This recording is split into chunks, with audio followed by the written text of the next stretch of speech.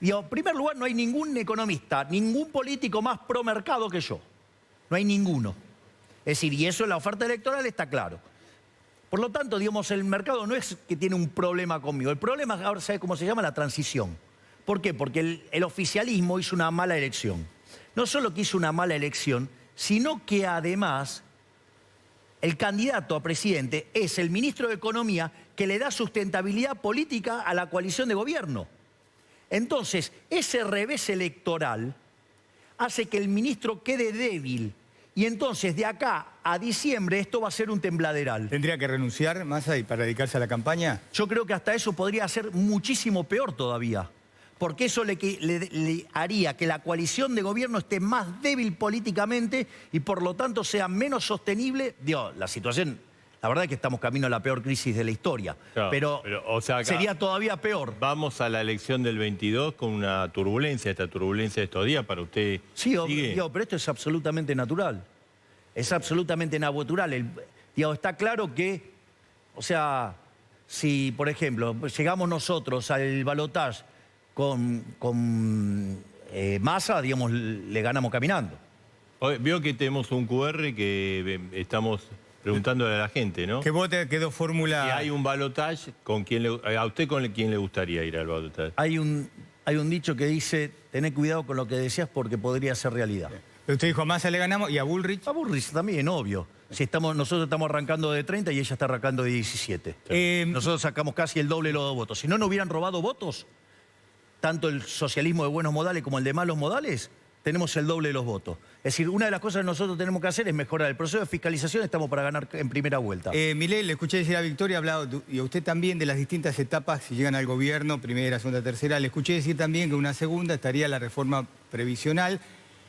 Más allá de lo que va a ser la reforma, ¿qué haría usted con el PAMI y con la ANSES, concretamente, con esas dos estructuras? Bueno, en primer lugar, digamos, el PAMI, digo, usted lo tiene que eficientizar y tiene que crear mecanismos de competencia para que eso funcione mejor. Sí, sigue funcionando en su gobierno. Sí, obvio, digamos, sí, o sea, usted no, esas son reformas que son de largo aliento, usted no lo puede hacer de un día para el otro. Quiero ir por el ANSES. A ver, pero el ANSES tiene que ver con el manejo de los jubilados. Entonces, ¿cómo mejora la situación de los jubilados? La reforma del sistema previsional es una reforma de segunda generación. Y voy a explicar por qué. La primera generación de reformas tiene la reforma del Estado, bajar el gasto público, bajar impuestos, eliminar regulaciones, una modernización del mercado laboral, una apertura unilateral de la economía y la reforma monetaria. En ese contexto usted genera una situación de muy alto crecimiento económico. Pero le van a pasar varias cosas. La primera es, hoy el mercado laboral está fijo en 6 millones de personas. Yendo a este sistema de seguro de desempleo, el mercado se amplía a 14 millones de personas. Esto no es trivial, porque ¿qué es lo que hace? Modifica la relación entre aportantes y beneficiarios, sí, que es la fórmula, es el elemento fundamental dentro de la lógica del sistema previsional. No solo eso, usted está generando un proceso de crecimiento, con lo cual además tiene ingresos futuros que usted va a poder adelantar llegado la situación. No solo eso, sino que además, en este contexto, dado el deterioro del salario en dólares, usted va a tener una situación donde la recomposición salarial que va a haber a la luz de una estabilización, eso lo que va a hacer es que los salarios sean más altos. Además, en un proceso de crecimiento usted va a tener más productividad y implica también salarios todavía más altos. Y cuando esos salarios son más altos, la gente decide trabajar más, con lo cual también aumenta la PEA. ¿Por qué le explico todo esto? Porque es muy importante la pregunta que me has hecho, Edgardo. Porque estos son todos los key value drivers que después permiten hacer la reforma previsional, pero sin vulnerar un solo derecho. Bien. Victoria, te quería preguntar, varios artistas y jóvenes artistas y muy famosos como Lali Espósito y otros también, lo criticaron a Milei, que tienen miedo de que gane Milei. Bueno, son las opiniones de ciudadanos, nosotros las respetamos como tales.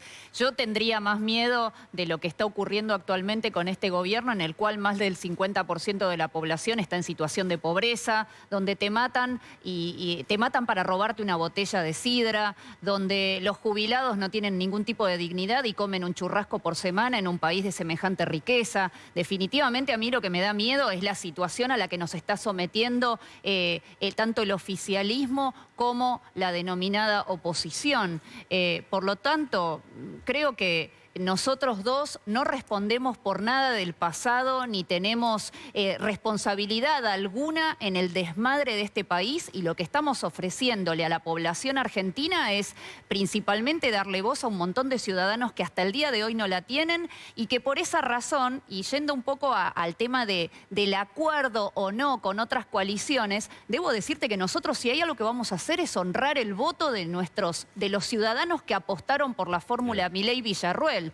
Y vamos a tratar de alguna manera no solo de fidelizar y de valorar aún más ese voto, sino de presentarle más opciones al resto de aquellos que no se han presentado en las elecciones.